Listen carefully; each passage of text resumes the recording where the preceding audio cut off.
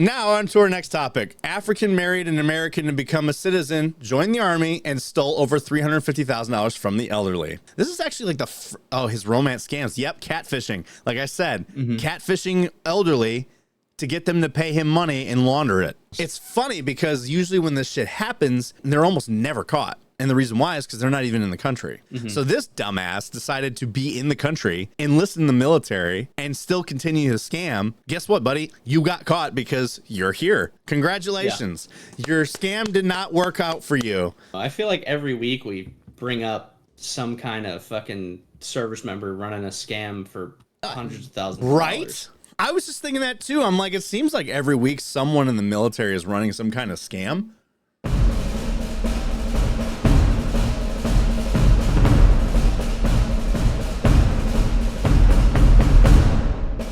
Hello, everyone. Welcome back to another episode of the Barracks Party podcast, brought to you by Regiment.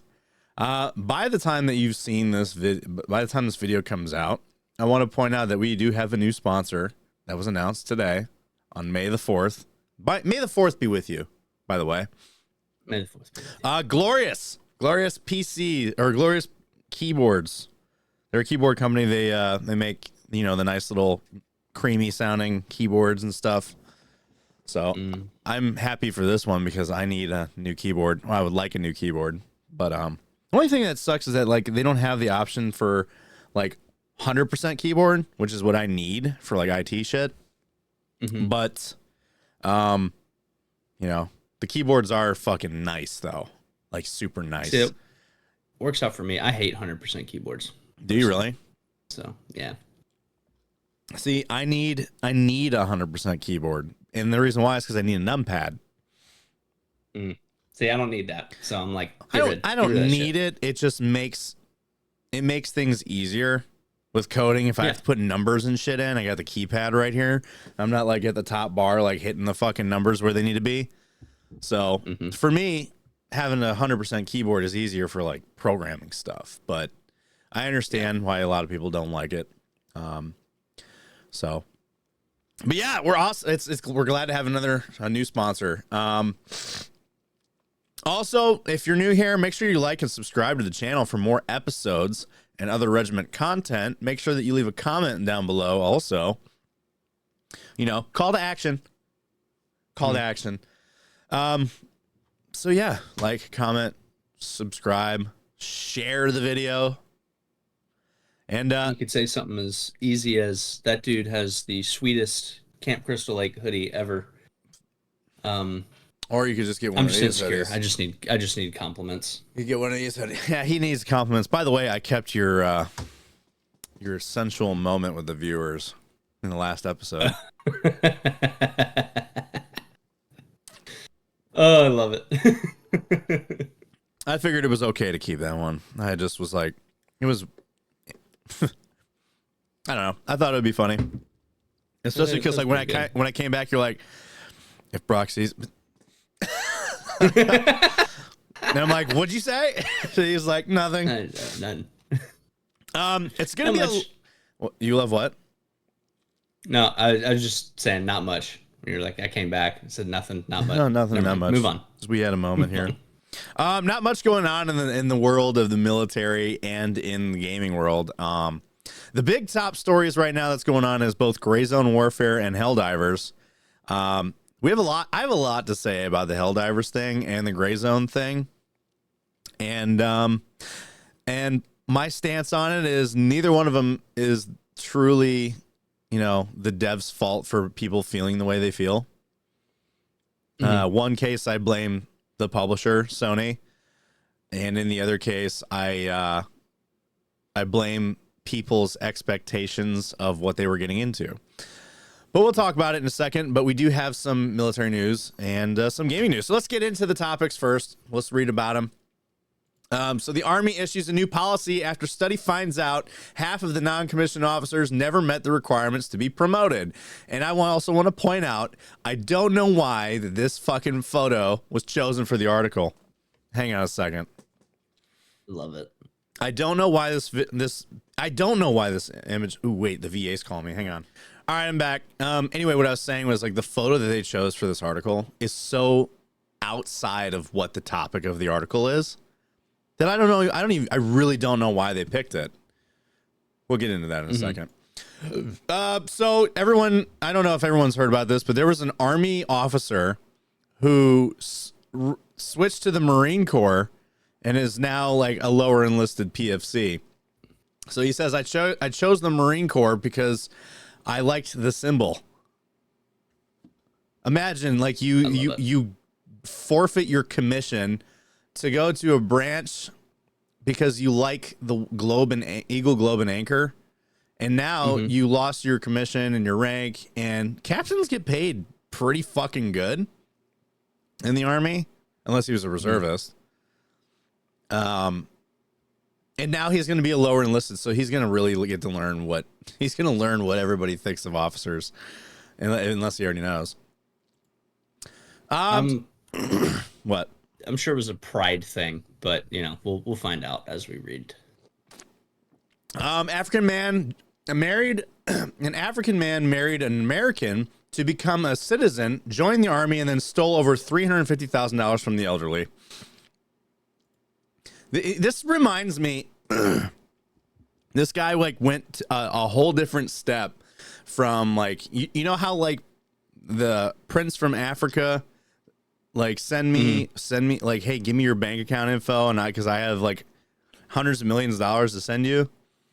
And they're like, I need your help. I need your account to access my account. And then once I do, I've got millions I'll send you for this favor. Or it's like, I'm going to put money in this account. I need you to withdraw it and put it in this other account. And I also need you to send me like $1,000 in Apple gift cards or some shit like that, or iTunes gift cards. And oddly enough, so far what it looks like, it says he pled guilty to 3 counts of money laundering, and he was actually doing what I just said. That's awesome. Like the thing that I said that they do over the phone, like when they catfish old people, this guy did it, but except he married the person, became a citizen, joined the Army, and was doing it. So we'll look into that in a second. This just goes to show you, by the way, just because someone served their country doesn't mean they're a good person. I mean, how many articles have we read about people that's like, just because they're a service member does not mean they're a good person at all? No. Not everyone deserves to thank you for your service. No. Leave it at that. I also want to point out that for some reason, every time I do an episode, my phone blows up because the VA is calling me again. Awesome. I had 2 appointments at the VA through community care. This is a call to confirm that I was at my appointment. And on that call, you heard me say, just so you know, I had another appointment this week that was under community care, and I was also at that. Okay, yeah, I'll make note of that. Calls me anyway to ask me if I was at that fucking appointment. Anyway. Gotta love it. More than 100, now this is another promotion thing. More than 100 junior Marine promotions delayed due to computerized clerical error. Interested to see about pissed that. I would be. What? Oh yeah, if your promotion was delayed. Because it's like, not only is it like, okay, cool, I get a little bit more status. All right, cool, I finally made promotion. I'm sure it's probably from PFC to Lance Corporal, but still, that also comes with a little bit of pay, and you're like, motherfucker. Oh, I know. I wonder how long the delay was for. We'll look. Helldivers. So, here's one of the things I wanted to talk about. Helldivers 2 drops to mostly negative on Steam after PSN sign-in controversy. So within 48 hours, it went from very positive to mostly negative on Steam. Because the review bombing. Within the last 2 days, they've had almost 200,000 negative reviews. I hate review bombers. So do I. I'm just putting that out there real quick. So do I. I hate review bombers. Like, review bombing in cases like the game called The Day Before, warranted. Because it wasn't truly shit. They released a piece of shit. And it was absolutely warranted. But in this case, it's like you're blaming, and then even in the reviews, they're blaming Arrowhead for something that wasn't even, for something that was told to you when you bought the game. Hey, you're going to need a PSN account eventually. Well, I'm gonna ignore that because I didn't have to do, like, people don't read, people don't listen, and now it's getting review bombed and people like boycott it. I'm like, oh cool, so that means like when the Illuminati show up in the next couple of weeks, no one's gonna be on to fight it. I need to get back on the game, by the way. I haven't played it in a couple weeks. Neither have I. I've been too busy playing like tac shooters. I kind of had a little tactical shooter bug. So, and as a result of this, Helldivers 2 fans are calling for refunds over PSN account requirements on Steam, and they are absolutely getting it. They're getting it. And the other thing I want to point out is that this isn't new, right? Not even just for the PSN account. You need a Rockstar account to play anything from Rockstar. You need a Bungie account to play Destiny. You need a Microsoft account to play Halo. You need a Battle.net account to play Call of Duty or Blizzard or any Diablo game or anything from Blizzard. You need a Ubisoft Plus account to play a Ubisoft game. For me, I do hate the amount of accounts that I have to have, but at the same time, I'm like, I want to play your game. It takes me 2 seconds to set up the account. I'll set up the account. Yeah. It is what it is. The argument I had to make it. Well, the argument I had to make about a fucking account for Star Wars the other day. One of their little like which one? Warcraft Star Wars. Who was it through? EA? Was it through EA or Ubisoft? No, it's through. It's just their website. It's the Old Republic. It's like an old Star Wars game. Oh yeah. But I had to go make an account for that, and I was like, oh, okay, fuck, whatever. So, it's this kind of shit isn't fucking new. It's not new at all, and people are bitching about it. And one of the arguments is that you can't make a PlayStation account in certain countries. Well, let's read some of those countries real quick, because I'm going to tell you right now, I don't think they're playing fucking Helldivers, nor are they playing any other game. Because one of the countries is Afghanistan. Yeah, let me look at I'll look for the reviews in a second. But yeah. And the other thing was the data breach with PlayStation, how they get hacked all the time. But the thing is, it's like if you are just signing in with if you're making an account, all you're really giving them is your name, your email address, and a password for the PSN account. You're not giving them any banking info. It's free to have a PSN account. You don't have to pay shit. You know? It's annoying. It's super annoying. How people fucking bitch about all this stuff. And again, I get it. You don't want to make a bunch of accounts, but at this point in our lives, it's so normal that this shouldn't be a huge... No, it shouldn't be a huge thing. Also, this claim that it should be illegal is insane. Well, they're saying it should be illegal to drop that on you after you already bought the game and have been playing it for several months. But it says there, in the beginning, it said, like, at some point you're going to need a PSN account. And then when they were having server issues, as a temporary fix, they were saying people needed to make a PSN account, because that might have been causing an issue, which I think it was. Yeah. And they said it would be temporarily, but they're going to eventually need everybody to make one. Yeah. And people just ignored it. PC players are the most insufferable cunts in the world. And I'm a PC player. I love PC games, but I'm also a critically thinking human being. I'm like, okay, yeah. I mean, who cares? I don't get bothered by these things so bad that I just say, this game is bullshit. It sucks. You know it's bullshit? Tarkov. That's bullshit. And I used to play that shit all the time. Yeah. Also, BlizzCon next article, BlizzCon 2024 is not happening.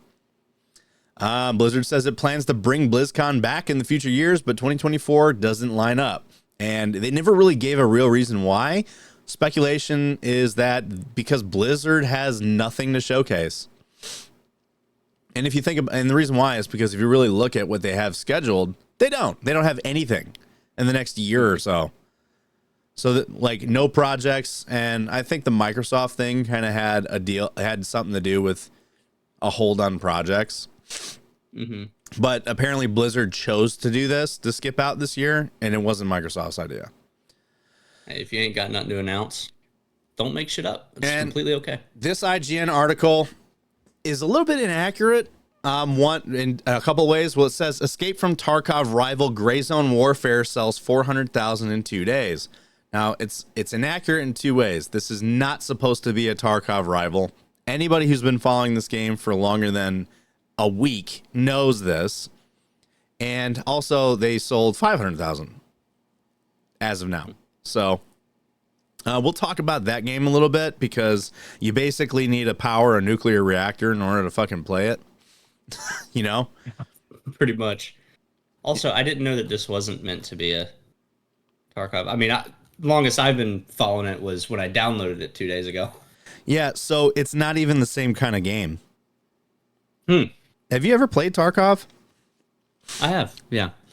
But to me, someone that hasn't followed the news or anything and is just looking at the game based off of playing Tarkov and playing this a little bit, to me, it seems like a different way of going about Tarkov. I hate to say that when they're their own title, but just in my mind, it feels like a different way to go about Tarkov. So the game is more akin to DayZ than Tarkov, from what I've been told. I never played DayZ, but that's what everyone's saying. It's more comparable to DayZ than Tarkov.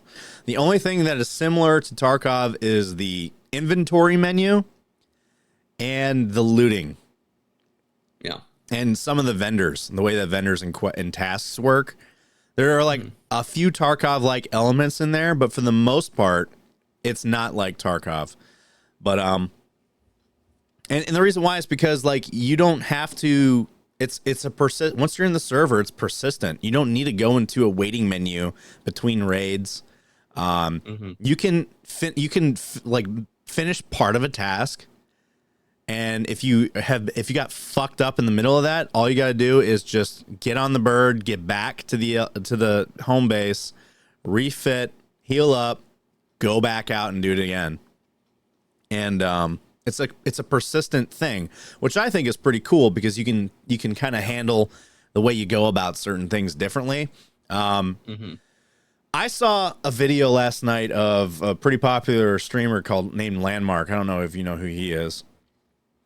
So Landmark, him and his streamer buddies raided a home base. Oh man.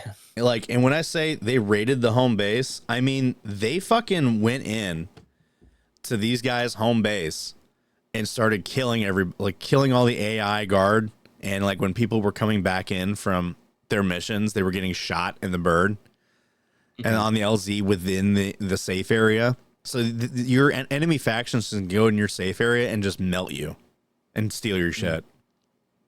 See, I've only played PvE so far. So I don't. The thing is, know much about as PvP time goes on, PvP will come to find you. You can stay. You can most of the starting areas is mostly PvE, right? However, now that the game is approaching its first week and people have been grinding for hours endlessly, they're higher ranks, they're higher levels, so they have all kinds of fucking Gucci chatted gear, and they're going out to the starting point LZs and camping them. So imagine you're a level 2. I got this task I'm going to do. Well, I got this LZ that's the starting LZ, and you go there and there's an enemy faction camping it and killing you. It's so aggravating. The LZ camping is a big problem, I will say. We'll talk more about Gray Zone when we actually get to that topic. It's going to be a short, sweet, quick one today. Not a lot to talk about, and Blake's got to go. It's like my love life. Short and sweet. Short and sweet, Almost like it didn't even happen. So the Army issues, and here's the photo I was talking about, chat. Chat. Here's everybody that's watching. This is the photo I was talking about. This does not fit anywhere in the title of this. Army issues new policy after study finds out half of the non-commissioned officers never met the requirements to be promoted.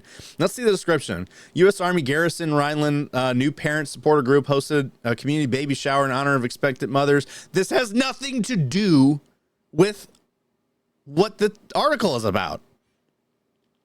So it's a very strange thing to put this here. They could have just put someone getting promoted in a formation, and that would have made so much more sense. That would have made all the sense. But whatever. All right. Beginning in June, the Army is suspending a requirement for soldiers to complete a previously required level of professional military education, or PME, to qualify for promotion to non-commissioned officer, or NCO, ranks up through master sergeant. With this announcement, the Army will no longer use temporary promotions for NCO promotions, and all previously issued temporary promotions for NCOs will become permanent. Now, I did not know that that was even a thing. I was in the Army for 8 years. I never saw a temporary promotion. Not once. Usually, if you got that rank, you kept it, unless it was corporal. Corporal was the only rank because corporal doesn't count in the Army. Which is so weird to me. I know. Like, corporal in the Army is not technically like a real rank. You're an E4 and the only difference is the responsibility. You are an NCO, but you are you're still an E4. You're still the same rank as like a fucking specialist. I remember I made a video on TikTok talking about like NCOs or whatever, and I was using corporal. It might have been the Schmuck series or whatever. But I would always have Army cats come in and be like, corporal's not a real NCO. And then you'd have all the Marines be like, you're Army, aren't you? And they're like, yeah. And I'm like, well, it isn't the fucking Marine Corps. Like, dude, are you kidding me? Yeah, it's... I don't understand. I always thought that a corporal was a real rank until I actually joined the Army and realized that, oh, it's not. It's a lateral promoted rank. To like fill... blows my mind. And it's not even... You don't even often... Like, most of the time, you don't ever... A lot of people don't ever be that rank. Here's what the thing is, right? When it comes to becoming a corporal, there's one reason why they do it. It's because they don't want to give that E4 his 5. Usually that's how it is. If a person's become corporal, it's because they don't think that person's ready to be an E5, but they're ready for the responsibility of an E5. So they'll make them a corporal just to make them happy. You're an NCO now. And it's funny because those kinds of people, you will see their attitude change as soon as they make corporal. And like, stand at parade rest for me. It's like, and I'm a specialist. Like, and you're like, we're the same grade, dude. What are you talking about? But I'm an NCO. I'm like, technically on paper in the doctrine, sure. But nobody looks at you like a real thing. And like, you'll call me corporal. And I'm like, what? I'm a fucking E4 too, dude. I don't understand. Me and my buddies, every time like someone would get corporal before all of us who were still at Lance Corporal or whatever, we'd go and be like, hey man, congratulations. You pull them in and you just go, I'm not gonna fucking call you corporal though, even if there's a fire. Oh yeah, dude. Corporal's not a real rank. Sergeant. What's up, guys? Regiment in this podcast is brought to you by G Fuel, the ultimate energy drink for gamers. G Fuel uses a special blend of vitamins, antioxidants, and other natural caffeine resources to keep you from having those jitters or even that crash that you normally would have from other energy drink brands. So whether you're having a long gaming session or you're just having a long day and need a pick-me-up, G Fuel definitely has you covered. G Fuel also has a wide array of flavors to choose from. But if you don't know what flavor you want to try, they also sell variety packs on their website, and they even come with a cool shaker. So head on over to gfuel.com and use promo code Regiment at checkout to get up to 30% off. That is Regiment, promo code Regiment down here at checkout to get up to 30% off. Okay, hang on. So back to what we were talking about. Army personnel originally created the temporary promotion policy to help accommodate pregnant soldiers and troops in postpartum. Oh, no one. That makes more sense. That makes more sense for the photo. Over time, the application of temporary promotions was extended to support deployed soldiers on unit missions during the pandemic when travel and training were suspended, and further expanding during the transition from promotion selection boards to the NCO evaluation board process. In January 2022, it has been applicable for all NCO promotions from sergeant through master sergeant. I don't understand why that would, like, temporary promotion was to help accommodate pregnant soldiers and troops postpartum. What was the point? Just to get people more money, I guess. I mean, I don't know. Like, but that just seems like a one little thing for the whole thing. So still, I don't understand. The photo still doesn't make sense to me. that's something too. It's like, okay, why give them rank and then take it away when you could just make a program, divert funds towards a program for pregnant and That's postpartum soldiers. Like, and that's what I'm saying. Like, I don't get it. It just it doesn't make sense. Like, why was that even a thing? I don't know. It's just that's probably what the discussion was do we make a program? And then they were like, why don't we just give them rank so that way they get the pay and then we don't have to deal with making a whole new fucking program. Probably. Which is lazy writing. So Army cites this effort as a bridging strategy while it reevaluates the relationship between completion of a formal PME course and promotion eligibility while ensuring the NCO Corps remain prepared for the complexities presented within today's operational environment. What operational environment? During this period, the Army will realign the required levels of the NCO professional development system to advance soldiers to their next pay grade. The measure will ease the strain on soldiers who struggle to meet necessary PME timeline requirements based on factors that are outside of the soldier's control, said Sergeant Major Jonathan Uribe. I hate people's names. Directorate of the Military Personnel Management, Sergeant Major. In our attempt to increase transparency with our soldiers, we acknowledge those strains that are outside of the soldier's control, which interfere with timely attendance in PME. Said Uribe. Uribe said that the PME and attendance of the services training academies will remain a high priority to soldier development. So here's what the actual thing said. So Army teammates, we will stop promoting soldiers on a temporary basis and suspend the bridging strategy required while we reevaluate training the force that in its relationship with the promotion process. Since January 2022, the Army has been promoting soldiers to NCO ranks utilizing the temporary promotion provision of AR 600-8-19 when soldiers were not otherwise PME qualified. The temporary promotion provision required soldiers to complete a required resident PME course, either BLC, ALC, SLC, or MLC. So this is basic leadership course, advanced leadership course, senior leadership course, and master leadership course. That's what those are. Gotcha. So when specified, so basically here how this works is like you're supposed to do BLC to be an E5. You're supposed to do ALC to be an E6, SLC to be an E7, and MLC to be an 8. So within the specific time frames to be subject to reverting to their former rank. The intent was to get the point where most NCOs were PME qualified for promotion. After years on average, half of the monthly promotions will require use of a temporary promotion. Beginning in June, promotion month, soldiers must meet the following PME requirements for promotion consideration in the NCO ranks of sergeant through master sergeant. So promotion to sergeant requires no PME. You don't need BLC to be an E5 anymore. Promotion to staff sergeant requires BLC graduation. Promotion to sergeant first class requires ALC graduation. So that's interesting. So the class that you would need for staff sergeant, you need to now for E7. Mm-hmm. And the promotion to master sergeant requires the SLC graduation. Understand that attending resident PME remains important and integral part of developing our NCO Corps. So basically, you don't need to do that anymore. You do still need to do it, but you don't need to do it at the level that it was. So now it's easier to become an NCO without that. So being an E5 requires nothing. And being an E6 just requires the basic course. And it explains why I've seen so many E5s in basic leadership course.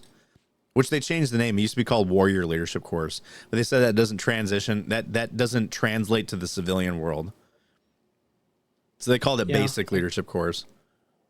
I guess I can see that, but it's also like, I don't think any civilian cares. Like, really, you're using that for college graduated credits. BLC. Nobody. Like not a single person I know has ever used that. Yeah. But I had all my schools like that. Like I said, the only thing it's used for is college credits. They look at it and be like, "Oh, cool, you did this course, you learned these things. You don't have to take these basic classes in school anymore." That's it. They don't give a fuck about the name. That's what I said too. Hey, fucking Christ!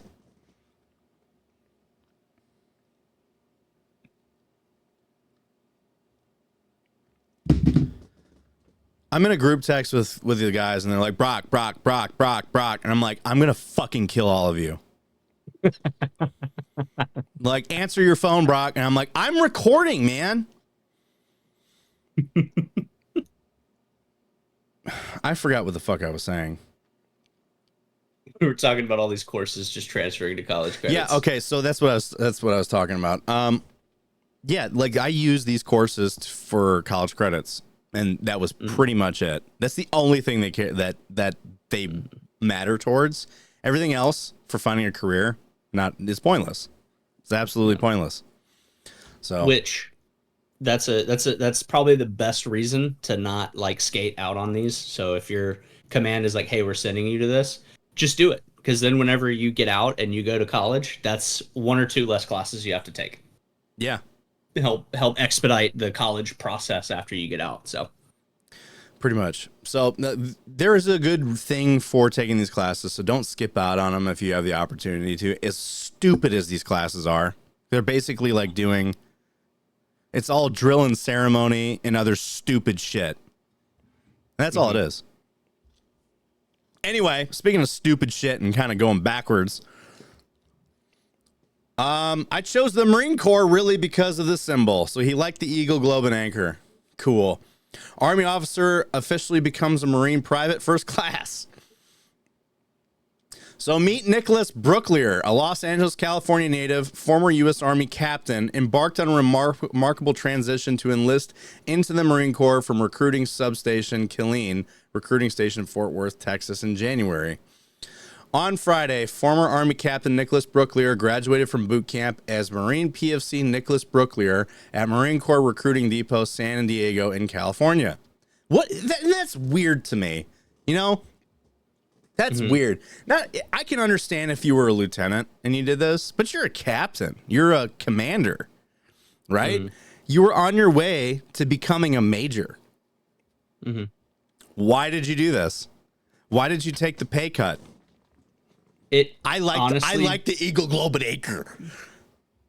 I'm sure it's got to be more than that by like the symbol. Like, yeah, I like the EGA, but probably like the meaning behind the EGA and just the culture of Marines. He was probably like, I want to align with that. And he might have also just gone the officer route and just thought like, this will be good for me in a career. And then as he did it, he was probably just like, yeah, but it's not fulfilling. No, he probably just didn't feel fulfilled, and he's like, maybe. I'm gonna go do something that I'm proud of. Let's read more into it. So yeah, he became. Did I already read this? On Friday, former Army Captain Nicholas Brooklier graduated from boot camp as a Marine PFC Nicholas Brooklier at Marine Corps Recruiting Depot, San Diego. It's. I wonder if it's weird for him to not be saluted anymore. I wonder if he ever has moments where he's like, hey, guy, where's my, like, you're going to just walk past an officer and he forgets that he's a PFC. I got a feeling he's a PFC now. And he's just like, I can do anything I fucking want because I'm just a dumb little boot. But I mean, but he's going to learn. He also is going to these places and everybody knows who the fuck he is because this is a crazy story. You know what I mean? He's going to catch so much shit at the fleet. He's going to catch so much shit at the fleet. Dude, he's going to get his first officer, and they're going to be like, you're the fucking guy, right? And like, yeah. And then be like, dude, why the fuck did you do this? I know. And then he's also going to learn, like, how much a bitch they make boots. Yeah. And they just, like, the lower enlisted are just the bitch of the military. Where that's like, you have to do all the stupid shit. And I know there's stupid shit at the officer level too. Like meetings and all kinds of stupid things. But like as a private, like it's just so much worse, I think. Have you seen You just don't get paid nearly as well for it. Have you seen the skit on Vet TV where they had like the major? They did like an undercover boss, and they had the major go to the barracks as a private. Yes. And he was just like, that's going to be him. I think so too. All right, the decision to transition from Army to Marine Corps was not one made lightly. Having spent years climbing the ranks and earning the respect of his subordinates, peers, and superiors, the prospect of switching career paths as an enlisted Marine meant relinquishing the comfort of familiarity and embracing the challenges of a fresh beginning. That's one way of putting it. I was kind of at a point in my life in the Army where I didn't really feel fulfilled. There it is. There you go. Said Brooklier. So it was either get out and go to the civilian world, or to be honest, I did not want to do that. And to be honest, I didn't want to do that. I felt like my time in the service wasn't over. I just felt like I needed to change my environment. Okay, I get the sentiment of this, man, but the problem is that you took a career step in the wrong direction. Like retiring as an officer and the pay as an officer versus retiring as enlisted. Not the same. Not the same at all. I want to know what the face of his recruiter looked like when he came in and he was like, I want to join the Marines. He's like, oh, fuck yeah, dude. What do you do now? And he goes, I'm a captain in the Army. His recruiter had to be just jaw drop. Like, what the fuck are you doing? And he was probably like, we'll get you transitioned as an officer in the Marines. And he goes, no. No, I want to start over. A fucking PFC. I want to go through. I want to go through boot camp as an absolute boot. And it's like, all right. It's kind of inspiring in a weird way. I'm kind of just like, you know what? Good for you, dude. No, all I can think about is like the good idea fairy that floats around in officers' minds and how they're 9 times out of 10 just not good ideas. Like, I wonder how much of this he's going to regret. I really am curious. I guarantee it, though. He's gonna hit at least sergeant within his first 4. Probably within his first 3. Like, every promotion he's going to get is going to be, I don't remember the name of whenever you get promoted early or whatever. But he's going to, he's going to hit Lance Corporal the second he graduates his basic school. And then he's probably going to get Corporal within a year of being in the fleet. Like, he's gonna rank up quick because he knows what the fuck he's doing. And they're going to be like, we need to get you back to a role where you can lead because you have a lot of experience in that. Yeah. Well, I want to know if this article talks into more like how it was for him through boot camp. All right, so inspired by the Marine Corps motto, Semper Fidelis, always faithful, Brooklier humbly made the courageous decision to speak at a local Marine Corps recruiter and to begin his transition out of the Army as a commissioned officer and into the Marine Corps as a enlisted basic infantryman. I chose so you were even right. Better, a grunt. That's fucking awesome. I chose the Marine Corps really because of the symbol. The Eagle, Globe, and Anchor means a lot to me to try to become a United States Marine, said Brooklier.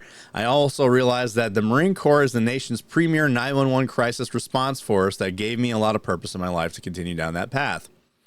The journey of transitioning was no easy feat. It began when Brooklier decided not to extend his time in the Army and put in a new career in the hands of Staff Sergeant Lafayette Hellman, a Marine recruiter in RSS Killeen.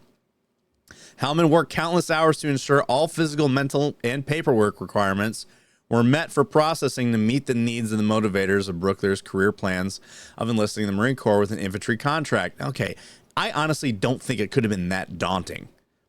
No, not at all. It couldn't have been. He's in now. He was in. Yeah. Like, okay, did you pass PT? Are you flagged? Cool. Let's work on the transition paperwork. Brooklier intends to later pursue a commission and become an infantry officer. So he's going to try to commission into the Marine Corps. Wait, he wants he wants to commission into the Marine Corps. Couldn't they have just given him the commission? I'm willing to bet it's a pride thing, and he knows about the whole, obviously he knows about how much it means to be a Mustang. So he's like, let me go that route. Let me do green to gold and, probably have more respect. But it's like, dude, you were already an officer for so long. Is there a green to gold in the Marine Corps too? Yeah. Huh, I did not know that. I respected his high level of commitment and conviction, said Hellman. It was a slow process, but he was willing to step backwards, basically from scratch, to move forward and earn his way into the Marine Corps. It motivated me in a way to put the work in for him and give him the opportunity to earn his title. Finally, after almost a year of preparation and anticipation, Brooklier received news that he had been waiting for, a date to ship out to boot camp. Brooke Lear steps in the yellow footprints at MCRD to earn the title Marine. He will serve as a shining example of the Marine Corps values of honor, courage, commitment, as well as embodying a spirit de corps and semper fidelis. I mean, ABA. whatever, bro. Get an ABA from me, I reckon. It's weird. It's a weird way to do it, but all right, man. But the thing is, like, I kind of wish they would have said, because he did graduate, I'm curious of what his experience was like through boot camp. Maybe we try to find his social media and reach out to him. I don't know.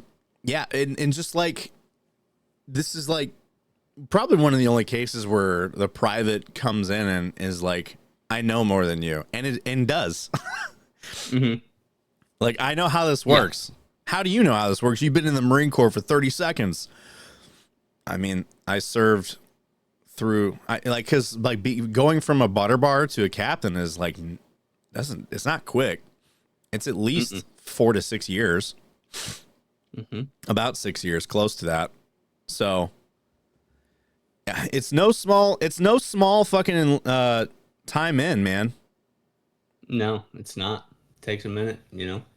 Yeah. 7 people are texting me right now, and I'm gonna blow my fucking brains out. Like, literally everybody wants to talk to me right now. So leave me alone, please, God. I'm in the middle of something. Stop! Wait! I'm doing something. Wait. All right. Now on to our next topic. African married an American to become a citizen, joined the army, and stole over $350,000 from the elderly. So a former soldier has been sentenced for laundering the illicit proceeds of an elaborate series of scams he conducted while serving in the Army at Fort Liberty, Fort Bragg.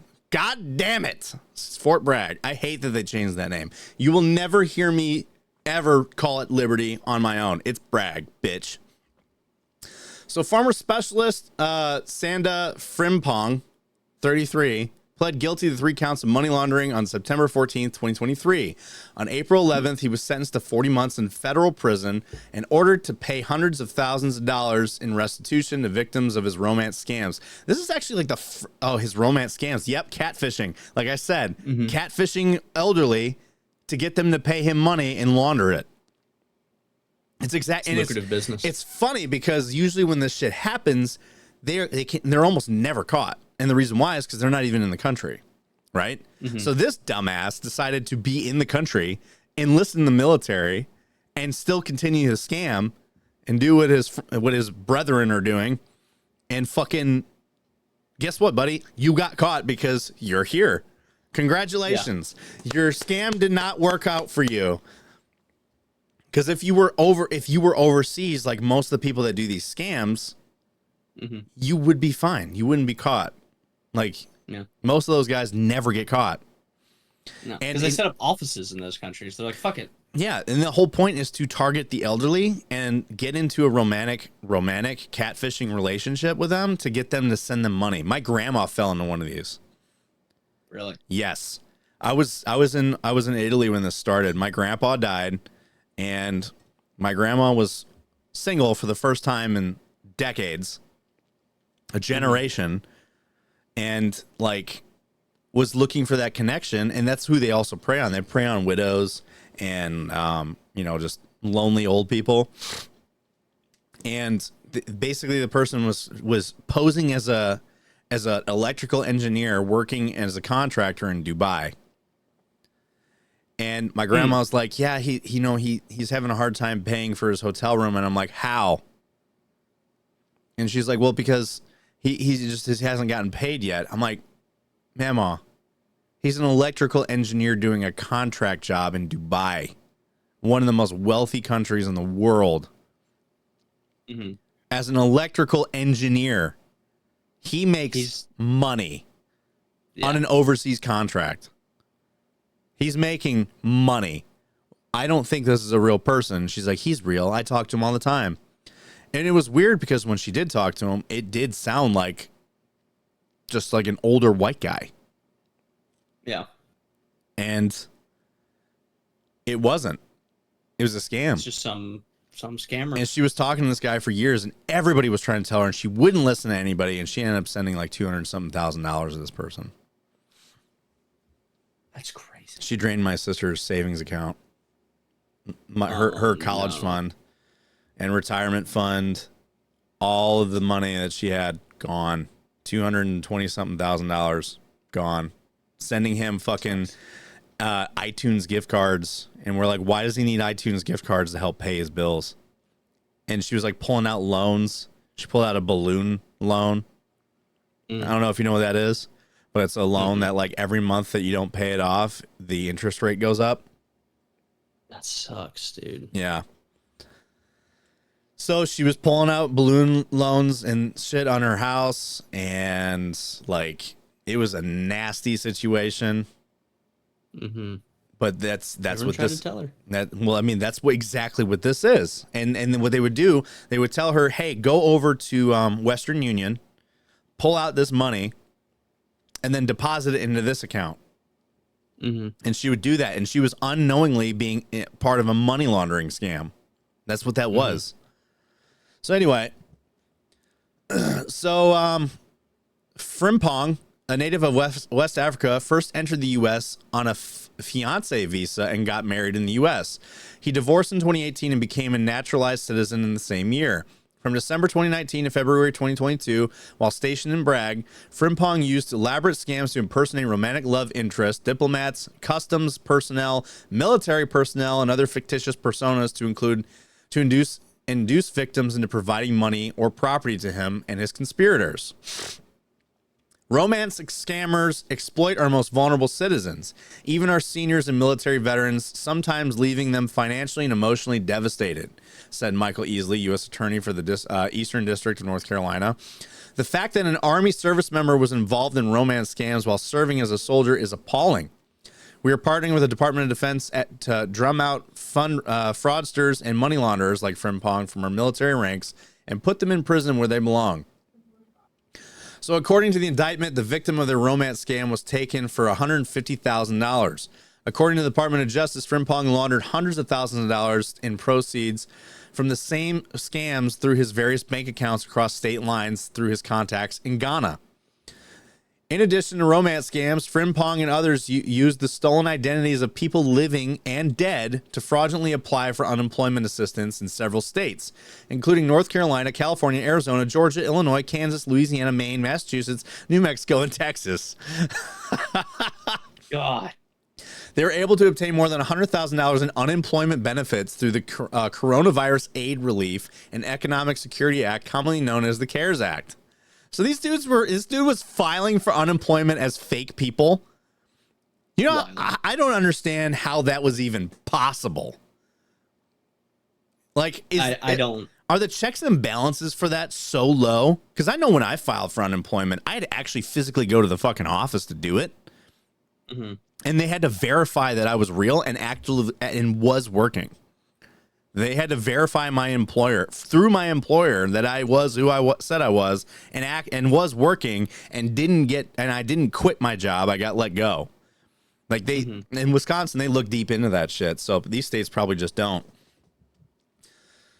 So integrity is a core. Yeah, we understand. So after serving his prison sentence, Frimpong must serve 3 years of supervised release and pay restitution to the victims. These romance scams, I cannot believe that an Army, like a soldier, was doing this. I can, though. I feel like every week we bring up some kind of fucking service member running a scam for hundreds of thousands of dollars. I was just thinking that too. I'm like, it seems like every week someone in the military is running some kind of scam and defrauding people. I mean, last week it was fucking Delta Force Ranger Sniper federal agent. Yep. And this time it's sucks like about the digital age, though. Like, it's so easy to run scams. Oh, it's very easy to run scams. Like, we had a mortarman who got catfished, and this shit does happen in Army personnel too. Like, we had a mortarman get catfished, and he was getting out. He was the Kansas City Chiefs picked him up, you know, for the camp and shit, because the guy was getting this guy was getting out of the Army and potentially having a career in the NFL. It's wild. I knew that he wouldn't make it because he didn't. Mostly because the guy's cardio sucked. Because the dude was juiced out of his fucking mind, strong as all shit, but he had a little help in that. And guess what? You cannot do that in the NFL. No, you cannot. And he couldn't run for shit. So like, you kind of need legs in the NFL. Yeah, well, he couldn't run. Like he fell out of every run that I ever saw him on, and he had his legs wrapped from the knee down for shin splints. And he couldn't run for shit. Strong as all fuck, but like, No but yeah, but he got catfished. Like he was like he got catfished at the altar of his wedding. Fucking wild. I know, dude. He was like, I'm getting married, and everyone tried warning him that this was probably not a real person because they had never met. And yet he was he was marrying a person that he had never met. Which is already, don't do that. Don't do that. For all you little privates and boots out there, don't do that.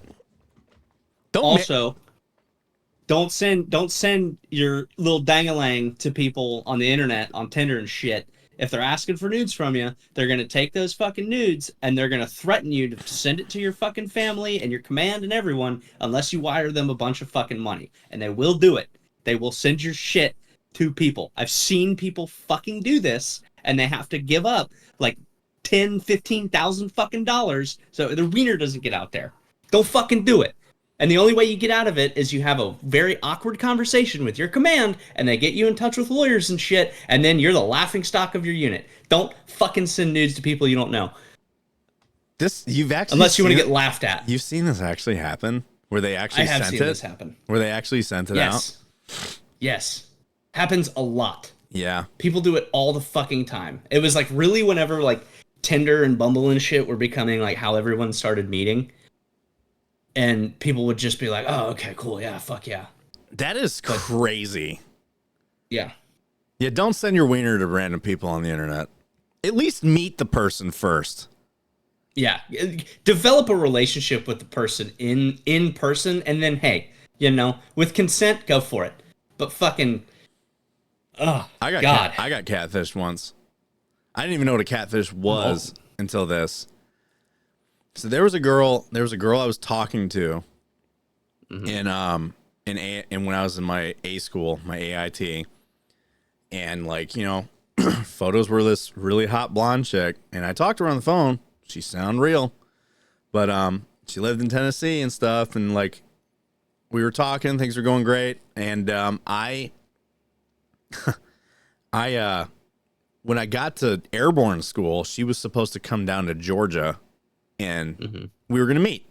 A 4-day weekend. Perfect weekend. And, just get that and hang out. But she said that she was driving down to Georgia from Tennessee. And we are 2 days into this trip, by the way, of her driving down. I had to pull over because it's dark. I can't see. It's raining, which it was. And I'm like, I can't see at night when I'm driving and stuff. I'm like, okay. 2 days, never showed up. I'm still driving, and I'm like, the trip from Tennessee to Georgia is like maybe 8 hours. Yeah, you can do that, and you can't do this. You can't make this drive. And the day she's like, "Hey, I'm in Georgia," and I'm like, "Cool, it's right in time for the 4-day weekend." And she said that she was married, like she had a ID to get on base.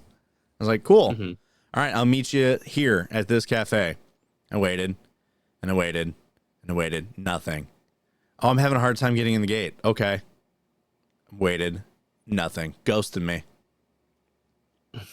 And I was like, what happened? And then she's like, hey, they wouldn't let me in because the tint on my car was too dark. And I'm like, what? That doesn't make sense. So she came in and said, all right, we'll try again the next day. And the next day came, waited, and I waited. And I waited. No one showed up. And I was like, what the fuck? And then I was just like, hey. And then just ghosted me. And I was like, I was pissed. I was like, what the fuck? This is such a weird thing to do. And then I got a text saying, hey, this is so-and-so, her sister. She got really anxious and left. and is coming back to Tennessee. And I was just like, okay, cool. Tell her that I don't want to ever talk to her again. Like, I said, I straight up told her, I'm like, you're not even a real fucking person, are you? No, she's very real. And you're going to regret that you said that. I'm like, I promise you I won't. Prove it. Mm-hmm. And yeah, I didn't talk to her ever again. Well, that's not true. I went to Italy and that person contacted me again. Uh-huh. And I was just like, I'll be honest with you. I think you're full of shit. You're not who you say you are. You're lying to me and that you're not who you are. And she's like, I am real and I'll prove it. And I'm like, cool. Let's do a fucking Zoom call. All right. Yeah. I'm like, call me at this number. I'll call you at this time. Cool. Never came. And I never heard from this person ever again. I was like, yeah, that's what I and I messaged. I'm like, that's what I fucking thought, you dumbass catfish. Yeah, That's so funny. Thankfully, I was not nearly as invested as some of these people get. Mm-hmm. Like, I was just like, she's hot. Yeah, she's really nice. You know, she's a nice person. And, you know, things seem to be going pretty good. We talked for a few months. And then she goes to me. And I was like, cool. All right, that's cool. And then we went and looked. My mom did some investigating and found out that that person didn't even exist. We tried doing reverse image searching of this person. And we couldn't find anything. That's funny. I know. All right, back to our topics. So, more than 100 junior Marine promotions delayed due to a computerized clerical error. More than 100 Marine promotions have been temporarily delayed after a system update caused an error that miscalculated the points needed for troops to make the next rank. The Marine Corps ordered units not to promote anyone to corporal or sergeant during the month of May, at least until the scope of the issue could be determined, according to the service message sent force-wide recently. On Friday, the service said most promotions are back on track after the original system issue was resolved, but certain promotions are still affected, including so-called remedial promotions that involve racking up points through continuing education, for example. Captain Sarah Eason, a spokesperson for the service's manpower and reserve affairs, told military.com that 113 Marines still cannot be promoted to corporal or sergeant until service assesses their actual scores.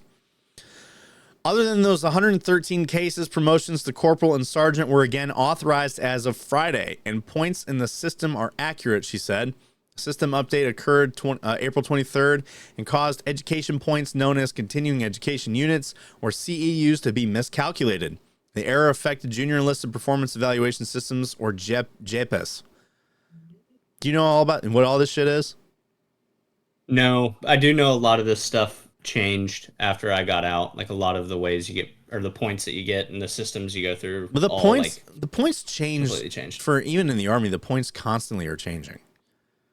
Yeah. So when the system update was made, a programming logic error falsely maxed out certain Marines' education points, regardless of completion status.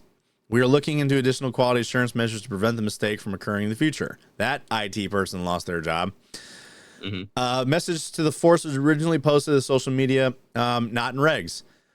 The post included other message that was sent to a force level sergeant major, chief of staff, and administrative personnel, saying that the error was isolated to CEU points only. The Marine Corps confirmed the validity of the messages to military.com on Friday. Marines receive points to contribute their promotion odds, Eason explained. Continuing education is critical to junior Marines' efforts to get in the next rank sooner by merit. Marines receive points in the mental agility and informal professional military education categories of JEPES for completing the Marine Net courses. What is this, an online course? Yeah. So you got to go to like a computer lab on base, or just your own laptop if you want, and log into your Marine Net and just do random ass fucking courses. Like you can go in there and do a land nav PowerPoint course that you take a test of on the end. This is exactly, and for my Army vets, you'll know exactly what I'm talking about. This is SSD1 all over again, but for the Marine Corps. SSD1 was exactly like that, except it took a long, some people said they completed it in a day, but on average, it's supposed to take about a month of online courses of PowerPoints and stupid bullshit and tests that you got to take it after each one. In order to go to that BLC course I told you about, in order to go to that, you had to finish your SSD1. And the sergeant major in the Army was hammering so fucking hard on people doing the SSD ones that if you didn't complete it, you were flagged for reenlistment. Like, you couldn't reenlist until that was done. Like, and it was this dumb online course that didn't even matter. Everybody had to fucking do it. And like, it was constantly at every formation. Who still has to do their SSD1? SSD1, SSD1. Oh my God. I was so glad to finally have that shit done. And then SSD2, SSD2. I'm like, I want to kill myself. This is crazy. That's like our corporal's course. You have to do an online version and an in-person version. Thankfully, I never had to do the in-person version. So I was very happy about that. I don't know why. They just didn't have enough space in the course, and they were like, you're too close to getting out. Fuck it. Don't go. Just do the online one. Pretty much, yeah. Like, that's how it was for me. Like, when they asked me if I wanted to go to ALC, I was like, why? I'm getting out. And they're like, okay. Regiment in this podcast is also partnered with BR Paradox. BR Paradox is a company that specializes in custom-built PCs. So if you have an idea for a cool custom-built PC, they can definitely give you the hookup on that. But if you're not in the market for custom PCs, BR Paradox has a wide array of pre-built PCs that you could choose from at great prices. And if you're not in the market right now for a new PC, BR Paradox will definitely hook you up with an optimization. Optimizations take around 10-15 minutes to do, and they're very awesome. I highly recommend them. I had my PC optimized by them, and it's never run smoother since. BR Paradox also has a list of renowned customers ranging from LeBron James, Chris Brown, members of FaZe Clan, and even Angela White from your favorite orange and black site, if you know what I mean. So head on over to brparadox.com to get yourself a PC today or an optimization. And remember to use promo code REGIMENT at checkout. That's promo code REGIMENT down here at checkout. So on to gaming news, everybody. Let's crank this shit out. Helldivers 2 drops to mostly negative on Steam after PSN sign-in controversy. So Helldivers 2 Steam page has taken an orbital strike over the past 48 hours, and their Discord is also on fire. So Helldivers 2 Steam page has taken an absolute beating over the last 48 hours, with 68,000 recent reviews causing it to drop to mostly negative. Rating ranks to the PSN sign-in controversy. Without a doubt, one of the biggest surprises of 2024 so far has been Helldivers 2, which launched to little hype and quickly went to be one of the biggest games PlayStation has ever published, both on PC and PS5. That positive response and excitement has only gotten bigger over the past few months, and for a time, it seemed like Helldivers 2 could do no wrong, but we know that's not the case. A few days ago, PlayStation announced that Helldivers 2 players on Steam would be required to sign into a PlayStation Network account to play the game, something that was supposed to be the case at launch, which it claimed was being done to protect players and allow griefers to be banned. This is despite Sony previously saying that sign-ins for the games would be optional, something it quickly went back on. Now they said it was optional for now. And if you look at the graph, that is a steep drop. So the response to this has been catastrophic for Helldivers 2, with players even calling for refunds due to the change, and the game's director apologizing for the situation over on Twitter. Perhaps the best example of how quickly the tables have been turned on Helldivers 2 can be seen with its Steam page, which has taken an orbital strike to the heart. Up until this week, Helldivers 2 sat at mostly positive review rating on Steam, with most of the community seeming to be happy with the game. After the PSN sign-in controversy happened, negative reviews started piling up on Steam, which caused the game to have mixed rating for its recent reviews yesterday. That was bad, but it still seemed somewhat recoverable. Well, it looks like things only got worse, as Helldivers 2 Steam page has now dropped to mostly negative after 68,000 recent reviews. The overall score still stands at mixed, but with the negative reviews coming in hot, showing no signs of slowing down, it looks like it's only going to get worse from here until PlayStation addresses the matter. And PlayStation did address the matter, and they basically just said, we're sticking to it. Fuck you. See, here's what I hate too. Like that whole thing when they said, seemed like Helldivers 2 can do no wrong. The game has been so good. The devs have been so good to the fan base, right? They don't deserve this. Listening. They don't deserve this at all. It just feels like people wanted something to be angry about, and they chose this. Yeah, and like I said before, you need a third-party account for other games that are on Steam in order to play them. Is it annoying? Sure. Is it gonna fucking ruin your life? No. But people on PC are acting like it is. Mm-hmm. And it's just like, and then you want to put the argument like, what about the countries that are not able to get a PSN account that have the game? Yeah, that sucks for the 4 or 5 of them there are. Yeah. And hopefully there's something in that'll come out for them to do it, because like, yeah, that sucks. They can't play anymore. But let's be honest, most of the countries that I saw on that list, like let me look this up real quick. Countries that will not allow a PSN account.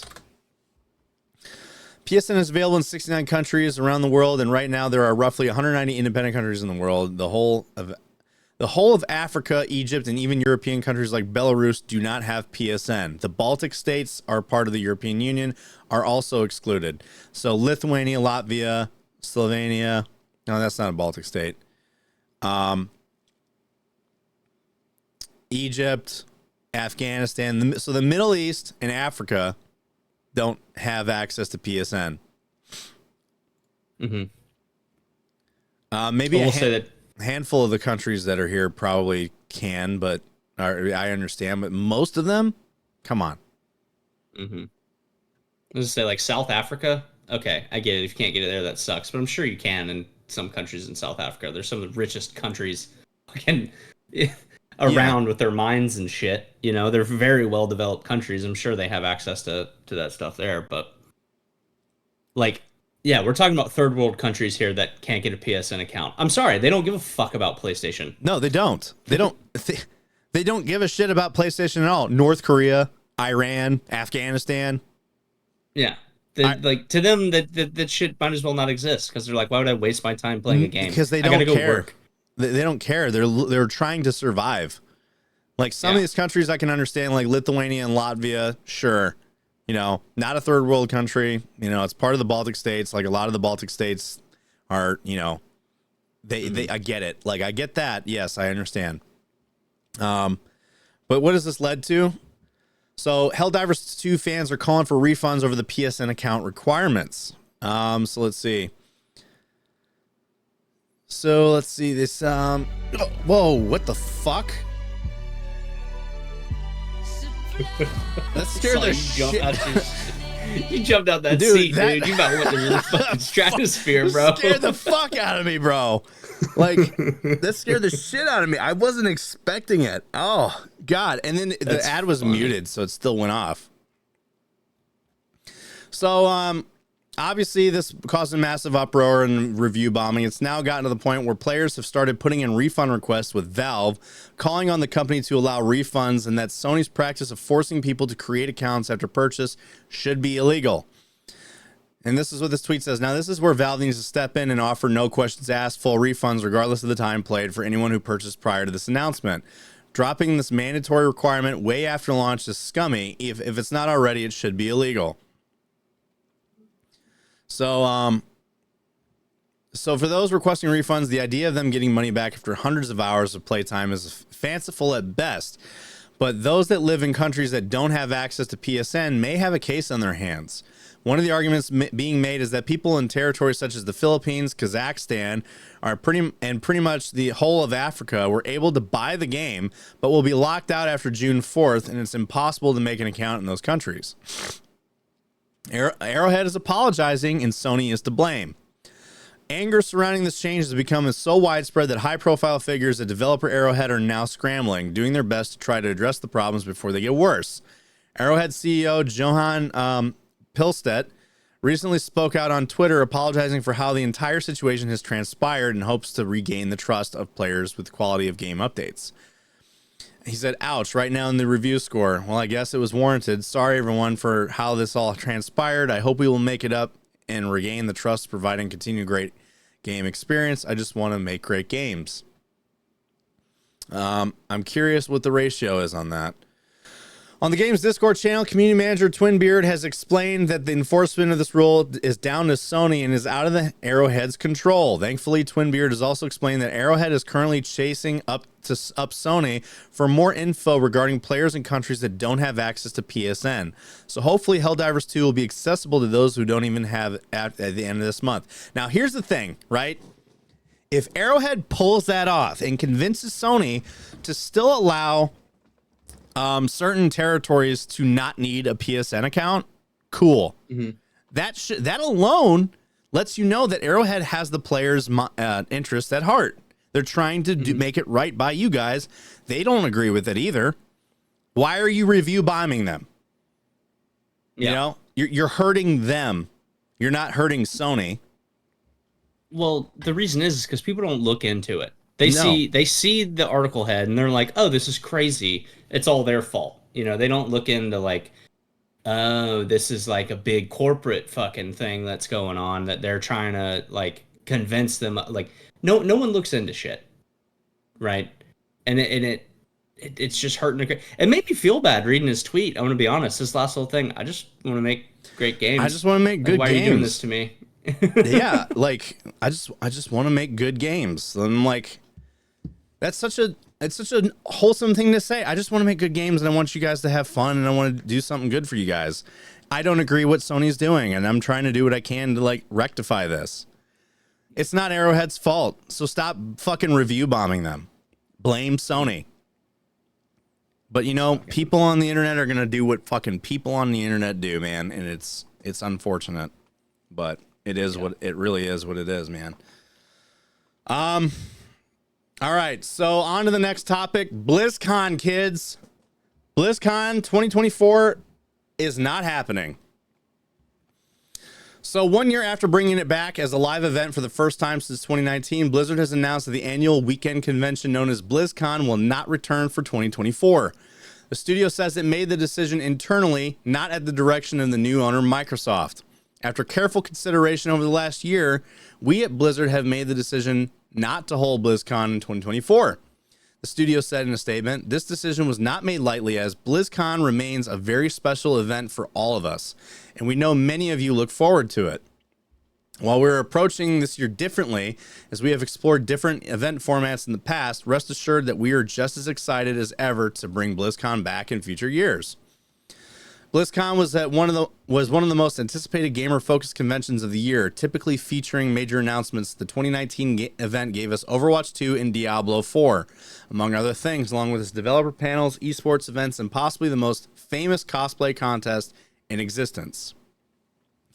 But the pandemic took a toll, forcing the cancellation of in-person events in 2020 and 21. While a free virtual event, the unfortunately named BlizzCon Line... BlizzCon Line was held in 2021, it really wasn't the same, and plans for the follow-up online event in 2022 were derailed by the fallout from a major civil rights lawsuit filed against Activision Blizzard in 2021. The in-person action finally returned to 2023, which was notable primarily for the appearance of Microsoft gaming boss and the new Blizzard overlord, Phil Spencer, and it appeared to signal that BlizzCon was finally back for real, but apparently not. So in lieu of BlizzCon, Blizzard said its exciting plans for other industry trade shows and conventions is also planning in multiple in-person events globally and mark the 30th anniversary of the World of Warcraft, which will run in conjunction with in-game events in the Warcraft games to be held throughout 2024. So basically they said, it just didn't line up. But the problem is that Blizzard really just doesn't have anything to fucking offer and show people. Mm-hmm. That's what it really boils down to. Which is fine, you know. I think stuff like this, when a company is like, "Hey, we can't put on the con this year," it's like, "Well, why?" You just be like, "Listen, man, we ain't got nothing exciting to show you. You're gonna come here and you're gonna be pissed off that you spent money to come here because we're not gonna have anything crazy for you to experience. It's just that's it. That's all it is, and that's to me, that's okay. I like that better than trying to put together some fake mamby-pamby bullshit and make people waste money to go to a con that they're not gonna learn anything new or cool at." Yeah. It's unfortunate, but it is what it is. Yeah. Hey, quick question. How's the internet where you're at? Yeah, I can tell it's kind of... You were cutting out for a second there. You got all robotic audio and shit. too. Yeah, it was all robotic, but it was enough to hear what you were saying. Okay. It just you looked like you were in a potato for a second. There's sometimes there's some good. Is it still doing it? No.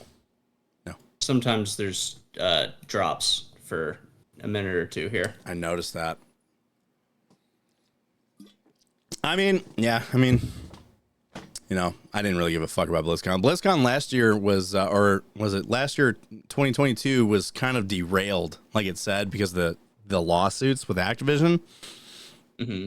Activision and Blizzard were on fucking damage control hard because of what was going on, the lawsuits, the civil rights lawsuit, the equal opportunity lawsuit, and all that stuff. It was just the sexual harassment bullshit.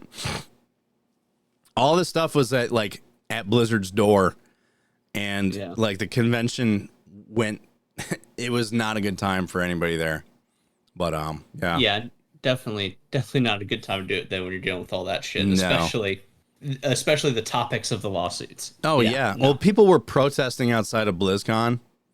And just boycotting and then protesting, and then people were they weren't letting people in because they were protesting. It was just a mess that year. But all right, for our final topic. So this game, I actually enjoyed this game for what it is. I understood getting into it, that it was an early access game that was very unfinished and needed a lot of love still. But I gotta admit, the game is, so we're talking about Gray Zone Warfare. So a lot of people went into this after the Tarkov controversy, and they looked at it like this is a Tarkov killer because they watched the streamers play it. And yes, the streamers that were playing it, the gameplay looked amazing. However, Monday last week, the early access reveal was going to be on Monday. What nobody was expecting was that the early access launch date was the next day. I expected maybe a couple of months or sometime this summer. I did not expect the next day. Yeah, when I saw when I saw it pop up that you were playing Gray Zone for the first time, I was like, I thought this wasn't coming out for a little longer. So did I. Because they had the two weeks prior to the announcement, they had a whole week of a closed alpha test where only streamers got keys for it, but they also gave extra keys to the streamers to give out to their friends so that they could play it. And basically it was for the streamers to market it and get a feel of what needed to be fixed. Now, granted, they did not fucking account for the number of people, which honestly is on them for not accounting. Because in this article that we said, Gray Zone Warfare sells 400,000 copies in 2 days. That's a lot. Of copies. And I was looking, I was looking at SteamDB, and I was in a server queue, and the amount of people that were actively playing was 70,000. Really? Yeah, and the servers could not handle it.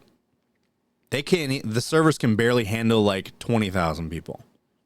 Helldivers all over again. Yeah, everyone's been saying it's the Helldivers nightmare all over again, but worse. And the reason why it's worse is because when you do get into a server, the servers are so unstable. I'm wondering, who are they using for servers? Who's the hosting? Who's hosting the servers? Because these servers are not it. They're not good. They're causing a lot of performance issues, but the game is also not optimized. I went into this expecting there to be a lot of issues. What I wasn't expecting was that the game, basically, if you run on any kind of 30 series GPU or lower, you're going to have a fucking bad time. I have a 3060 Ti. I struggle to get a decent frame rate out of it. And the longer you stay in the game, the more it smooths out, because the way it is, it's a persistent world. So the more you move into it, the more it renders shit around you. But the thing is, once it renders it, it stays. All that shit in the map will stay in the map. It renders everything. There's a lot of stuff in there. And even with a 40 series GPU, some people struggle. Well, anyway, with the early access key, they did that for a week. Some streamers were saying this game is not close to being ready yet. It's a good, it's a good start. This is a very promising game. Needs more time. Cool. Then the Tarkov thing happened the week after. People were revolting against Tarkov, and in the meantime, hype was generating for Gray Zone. People were wondering when the Gray Zone was coming out. Their Discord was flooded with people asking.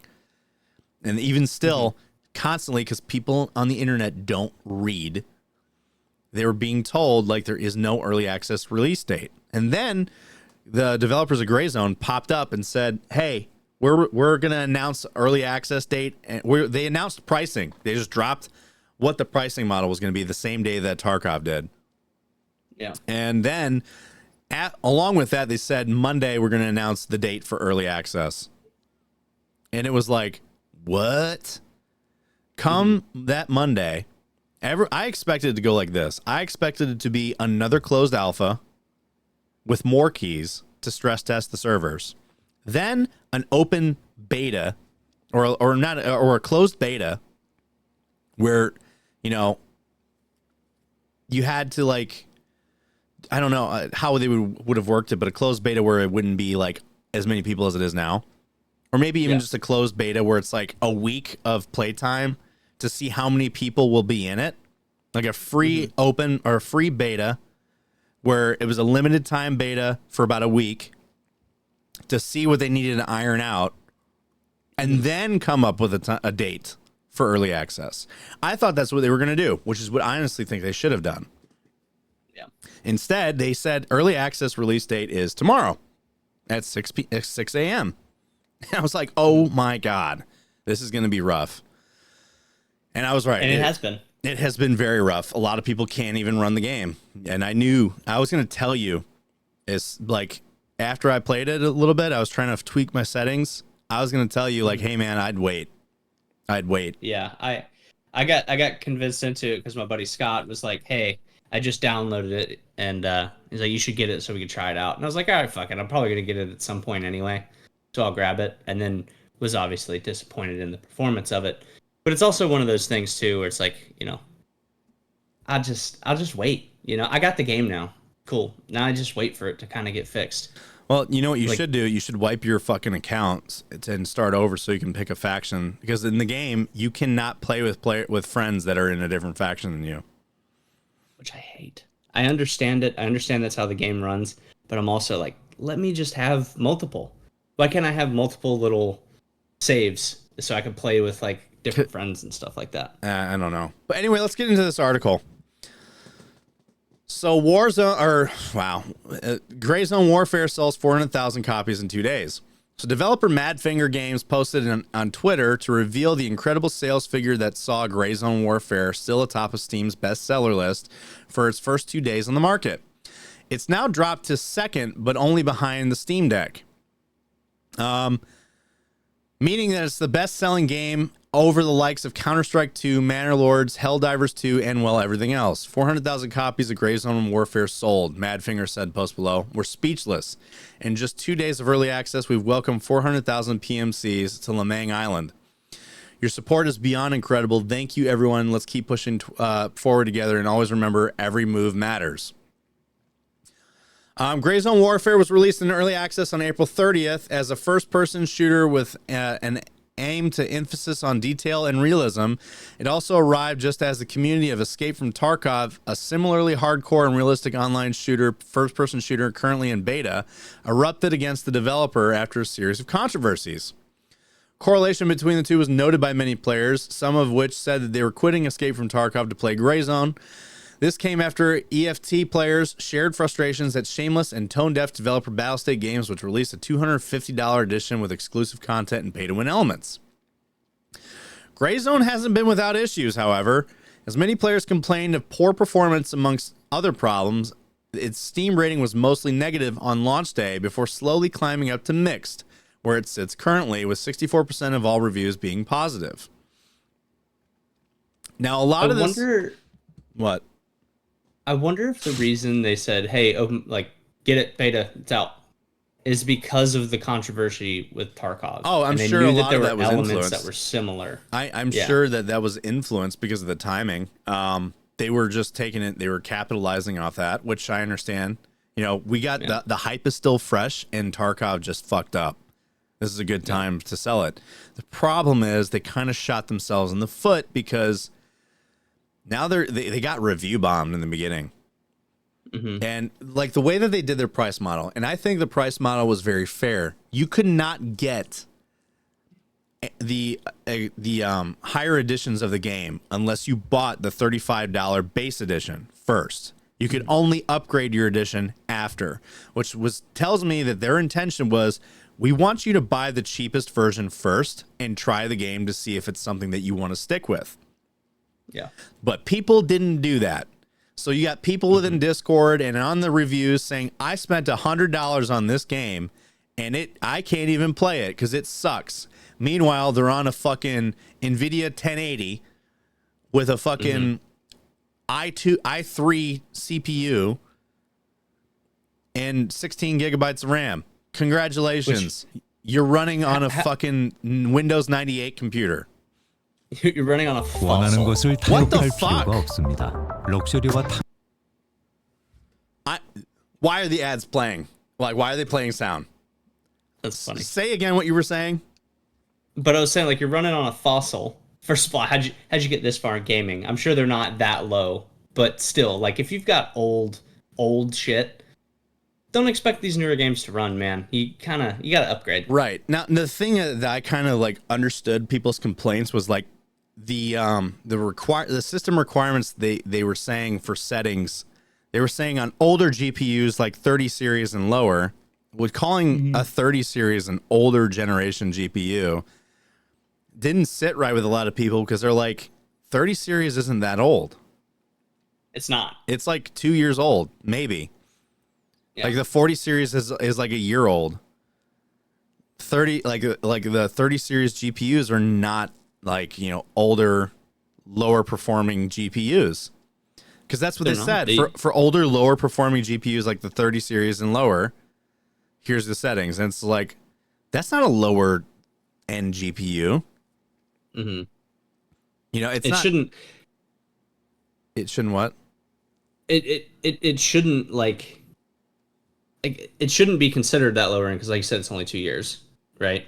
Which is aggravating for me because I've run into a lot of games in the past year that I go to get, and because I'm running a 3060, you know, granted, after upgrading my RAM, things like work a lot smoother now, but still, just that whole problem with it being like, oh yeah, you should be at a 40, and it's like, dude, I barely fucking had this in the age of like consoles and devices like this. This thing's still a fucking baby. Yeah. Why am I already upgrading?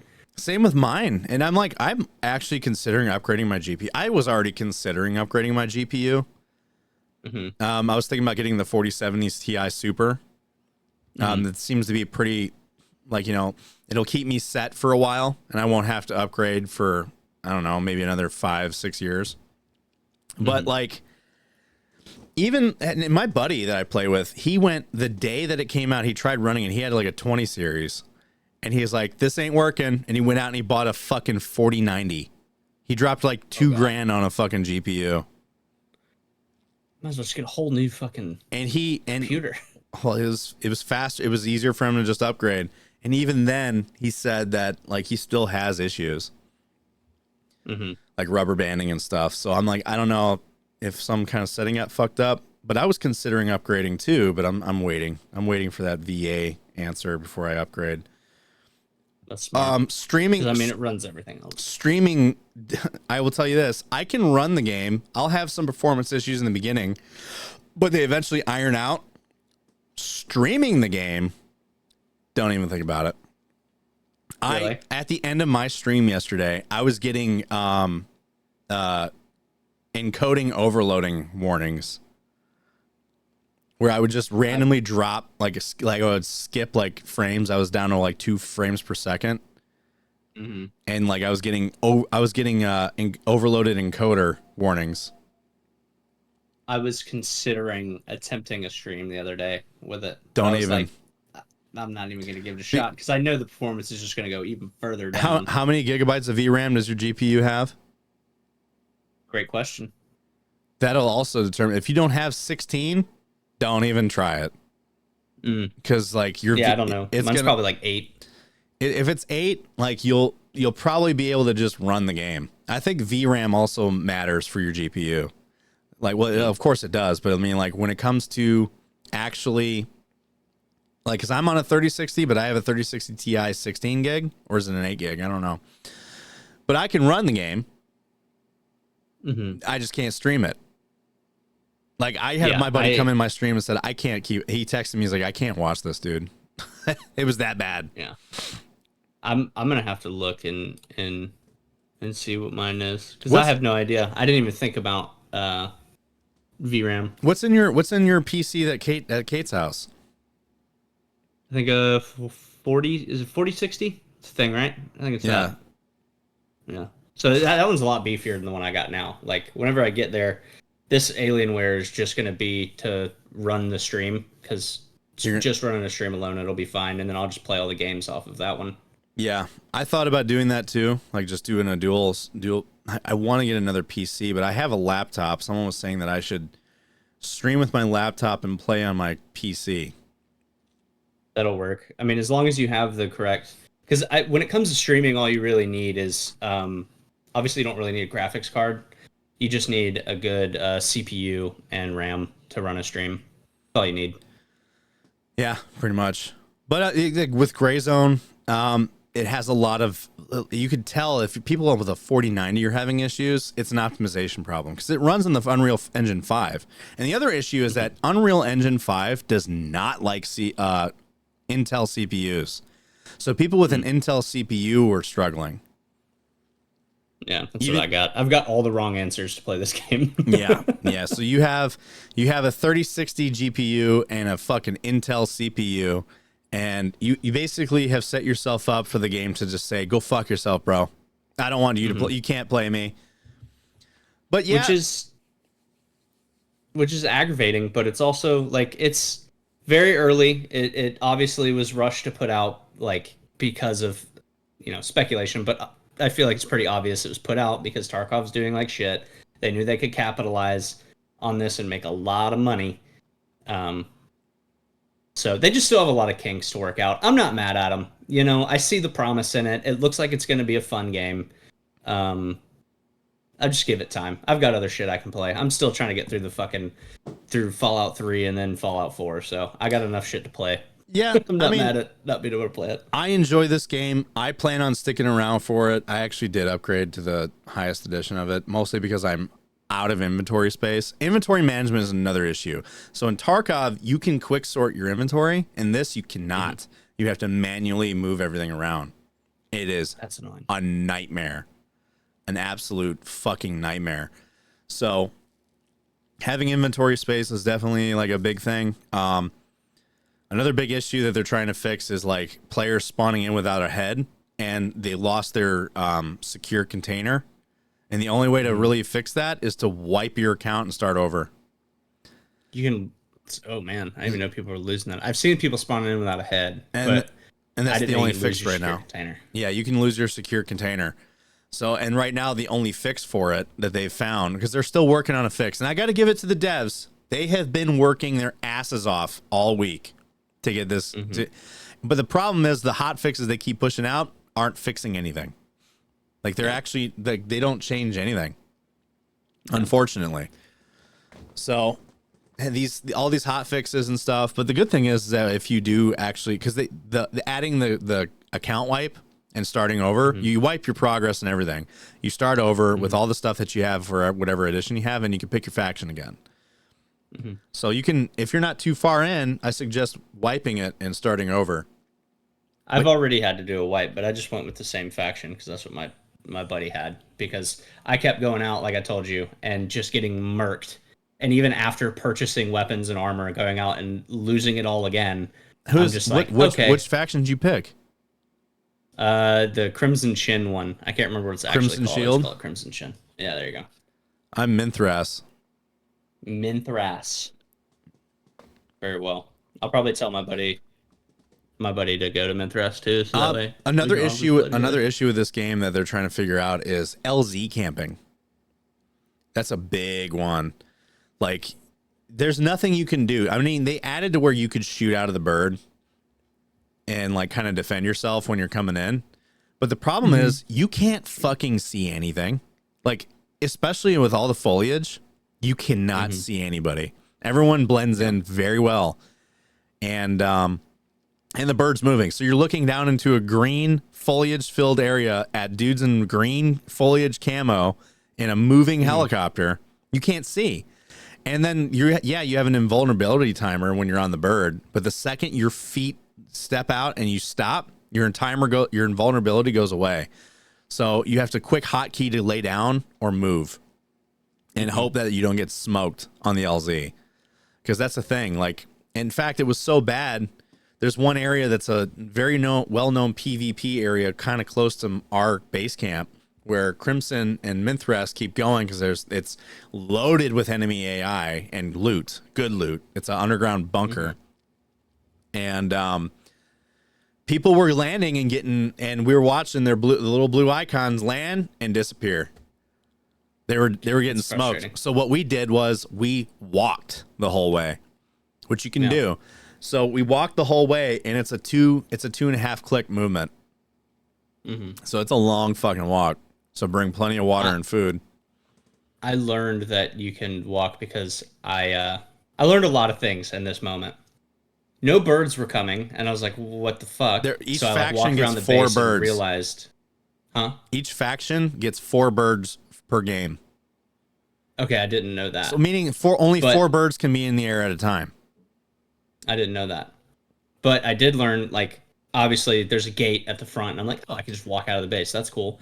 And then I also learned when I died and came back and there were no birds coming, I was like, can I call in a fucking bird? And I just went to my map, and you can just call in a bird to come pick you up. And you're like, oh. Yeah. Okay, tight. So it came through. What were you doing? Just hitching rides with people's birds? Yeah, I was just getting on. I would not do that early, especially right now. Like, because a lot of guys have a lot of LZs unlocked in very, very, very bad areas where players are waiting and armored fucking AI are waiting. And you can end up being on a bird taking you some nightmare and getting smoked off the rip. I didn't know that. I thought it was just a game mechanic that automatically came in and got you. And then I was like, oh, you call in your bird to your LZ that you need to go to. If in the LZ that you want to leave from, you have to click on home base to call a bird, and then the bird will come to the closest LZ to you. Yep. So anyway, I get on the bird that I called in, and this other dude, he's trying to figure out how to play the game too. And he comes up and he's trying to get on. And me and another guy hopped on to the side that he was trying to get onto. And he watches the bird go off, and he gets mad, and he starts shooting at me and tries to shoot me out of the bird. And I'm like, first of all, you're not going to be able to get on. The thing's already fucking leaving. Secondly, fuck you, dude. That's rude as shit. The team killing in that game is also kind of a problem. You'll have some dudes that'll come and team kill you. But you get a warning for the first time you do it, and then you get booted from the server the next time you do it. I like that. Automatically. But the problem is if your friends are still in the server, you can join back in on them. I didn't know you could do that. Yeah.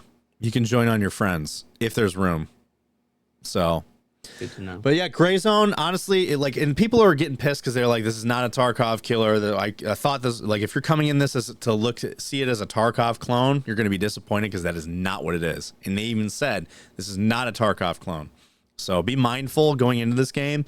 Personally, I think people should wait to buy it. I'd wait a couple more months.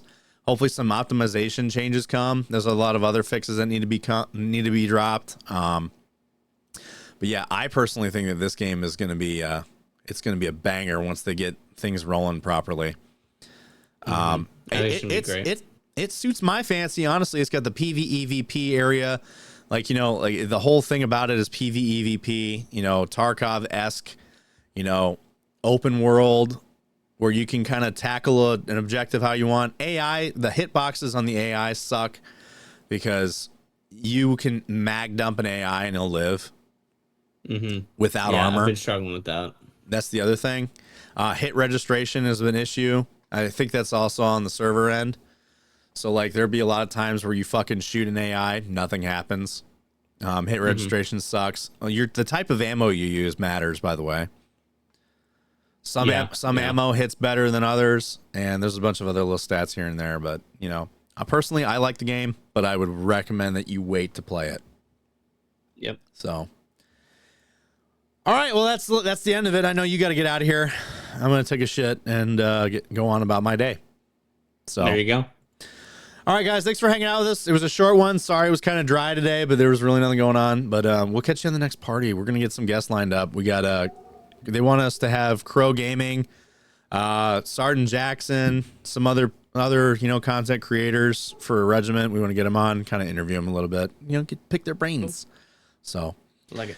I'll let you know in the meantime. Next week there won't be an episode because I will be in Dallas. So if you're going to be in Dallas for the regiment birthday, you can catch me there. And if you want to talk shit about the podcast, you can talk to me to my motherfucking face.